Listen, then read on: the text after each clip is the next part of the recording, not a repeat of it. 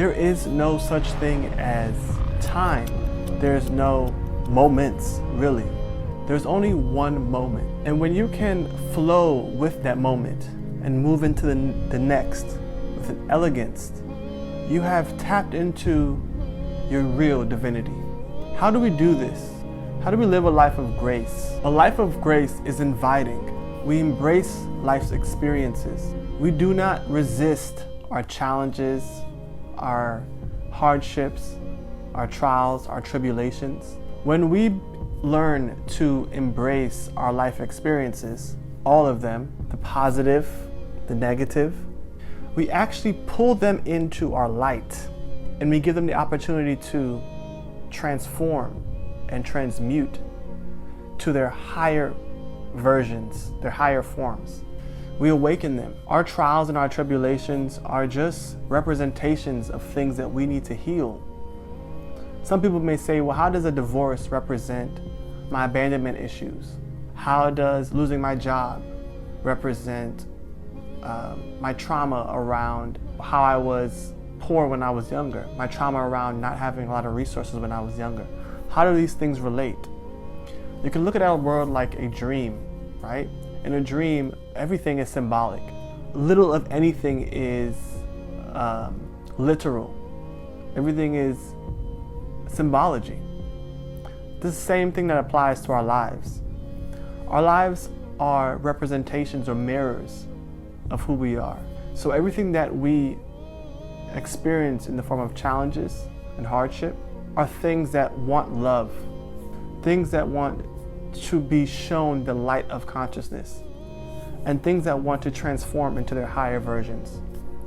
As we learn to embrace all of our experiences, we can tap into that graceful poise, that refinement of movement, and experience peace and joy as an anchor within our beings, as opposed to an emotion that moves through us. These emotions of joy, peace, and love are who we are. Tapping into our grace and dancing with life is how we reconnect and reestablish those emotions within us. Learn to live a life of grace, a life of poise, by embracing all the experiences life has to offer. And as the challenges come, your embrace will give you intuitive insight into what to do next. A lot of our confusion when we're hit with challenges, for example, I just lost my job. I don't know what to do. What am I going to do? I got bills to pay. I got kids to feed. What's going to happen? When we live a life of grace, the benefits are faster and easier manifestation, less confusion, more peace, joy, and happiness, an evolutionary process that happens within us the more we embrace our life experiences.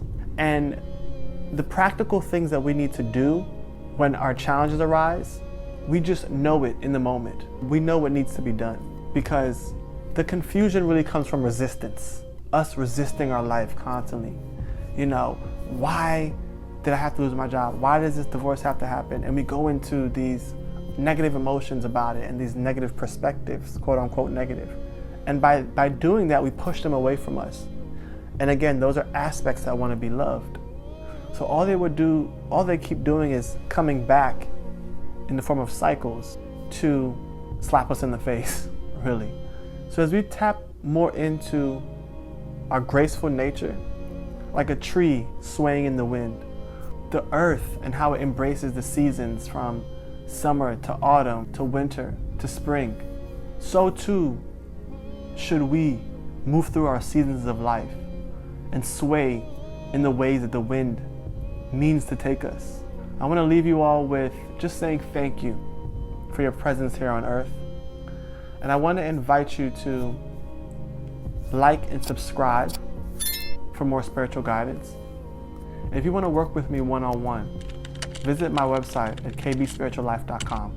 And my prayer for you guys is that you live a life of grace and you tap into that poise so that each moment feel effortless and graceful.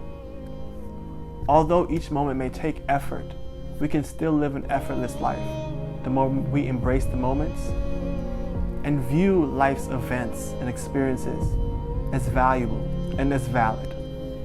Thank you for joining me for another video. Much love to you all.